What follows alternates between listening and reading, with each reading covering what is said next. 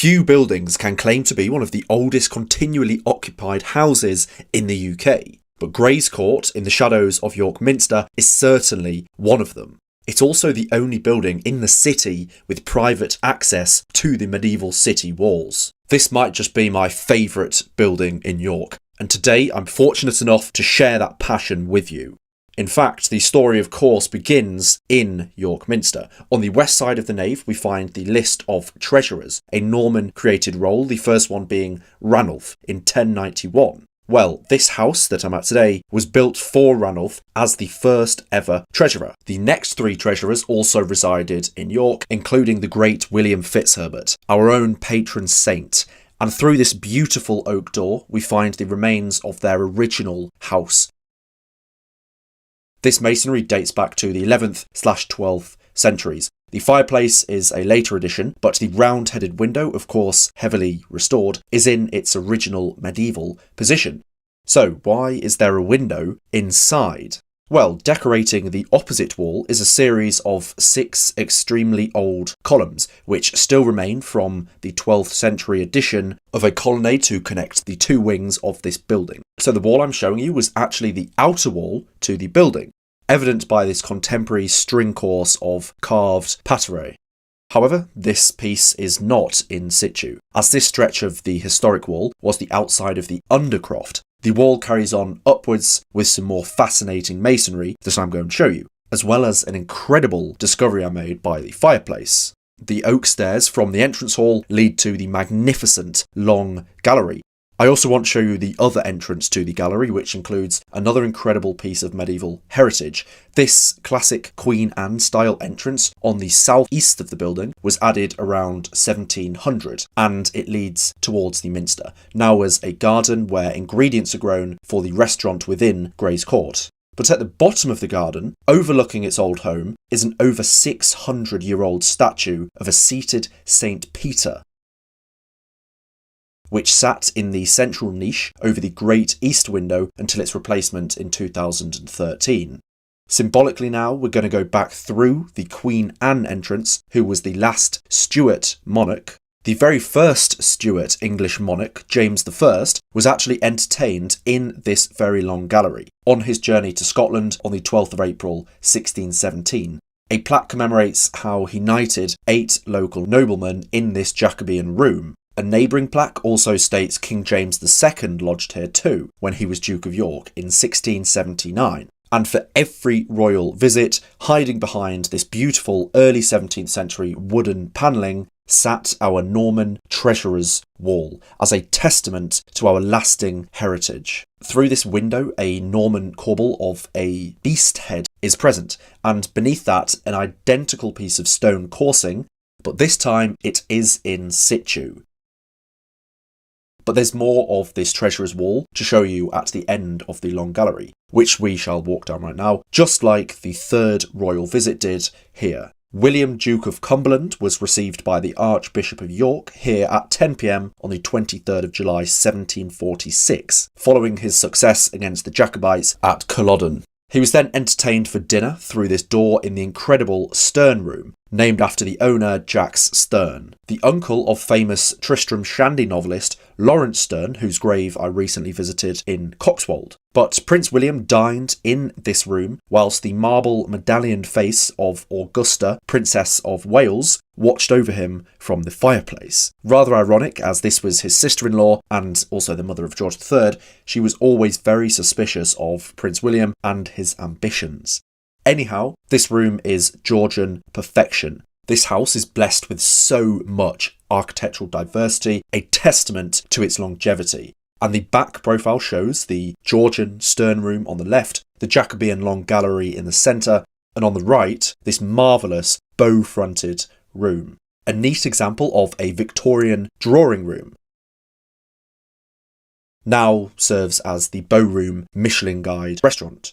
The steps to the gallery from the garden were added at the same time as this room too. But beside these steps, there's another clear architectural period on the wall. This is an 83-foot stretch of 14th century wall, retaining 3 external buttresses and 2 original window slits.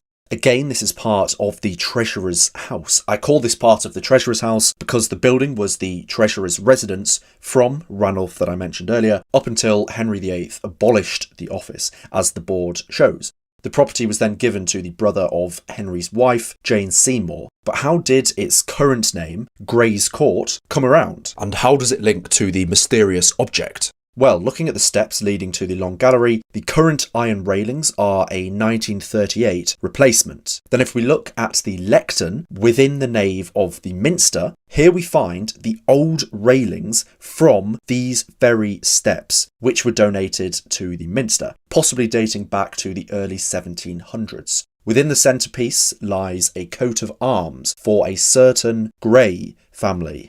Furthermore, the 300-metre stretch of wall behind Gray's Court, which you can see through the great French windows in the stern room as well, was an actual part of the property until the Victorian idea to make the famous medieval city walls of York a public amenity. And here we see the stunning Siberian Husky Nala, who resides full-time at Gray's Court, on watch at the only private access point on the entire city walls. But this stretch of wall was donated to the City Corporation in 1878 by a certain Edwin Gray, as mentioned on the plaque above. Edwin Gray was a prominent lawyer at Gray's Solicitors on the opposite side of the Minster, one of the oldest firms in the country, claiming to have worked with one particular client continuously since 1699. The Gray family entered this firm through William Gray, a self-made man from Hull, just like his close friend and one of the greatest Britons of all time, the abolitionist William Wilberforce, who stayed here at Gray's Court many, many times. William Gray himself was a remarkable man, a director of York Dispensary, set up to give free medical services to the poor. And in 1788, he bought what was called the Great House, what we now know as Gray's Court. By the way, everyone here at the hotel was so incredibly helpful for allowing me in to film, a really great group of people. But in the entrance room, again of the Great House, Gray's Court, beneath the mirror, we find an in situ medieval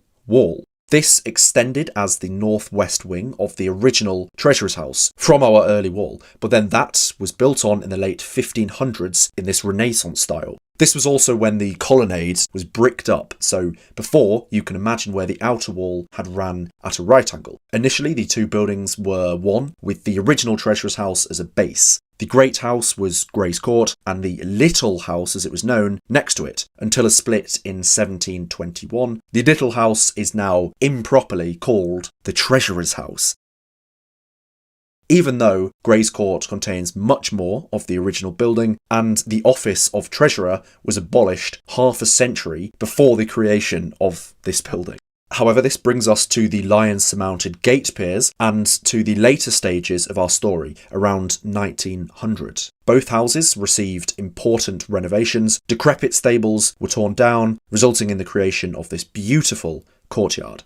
The lions, which had previously actually sat atop the front gates of Treasurer's house, as it's now known, were a good faith gift to Mr. Gray for clearing the stables that were here. The driveway and famous garden were also created, and thankfully so, because this alcove is my favourite spot in the city for a summer pint with this random grotesque stuck in the wall behind you. I also found this old mounting block for horses quite fascinating.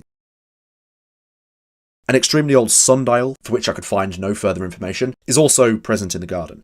But it was on the ground around here where my discovery may take us. So, the wonderfully helpful Dan and I, Dan who was showing me around the building, we walked into the library room beside the bow room and towards the fireplace. In passing, I asked if he knew anything about this seemingly unremarkable yet incongruous ball object by the fireplace. He said he wasn't so sure, so we moved on and didn't think anything more of it. I didn't even get any footage of it whilst I was there. It was only in subsequent research that I may have found the fascinating answer. And it takes us back to the garden. Beneath Nala right now is a very, very old road, the Via Decumana of Iberacum Roman fortress, which was York founded in 71 AD, of which the gate exiting the fortress from this road can still be located through the dip in the wall ramparts on the other side. But where this car park is now, 166 years ago, William Gray was undertaking an excavation. He was grandson of the first William, and he was father of Edwin, who donated the walls. By the way, all three of them served as Lord Mayors of York. But William discovered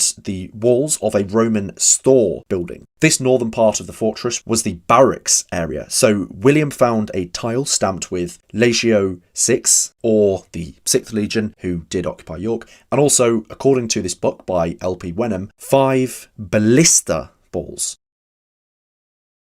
This object by the fireplace very much resembles this type of Roman artillery ammunition. Wenham actually did say one of these balls remained in Gray's Court at approximately 7 inches in diameter. Now, he wrote this over 50 years ago, but the ball is 7 inches in diameter. So I'm fairly certain that this could be that ball. If not, it may be a replica, but I couldn't find any answers online or from any of my personal sources, and no one in the building knew. But of course, truth is vital. I cannot claim that this is an original just because there is no evidence to say that it certainly is. It's just a fantastic coincidence, and you can use this to make up your own mind. However, the Gray family lived here until 1962. It was then home to York St John University for the latter half of the 20th century. And I know that some of my viewers were students here. So if any of you have any further information on this object, then please do let me know below. And if you enjoyed this, do drop me a like. Thank you very much.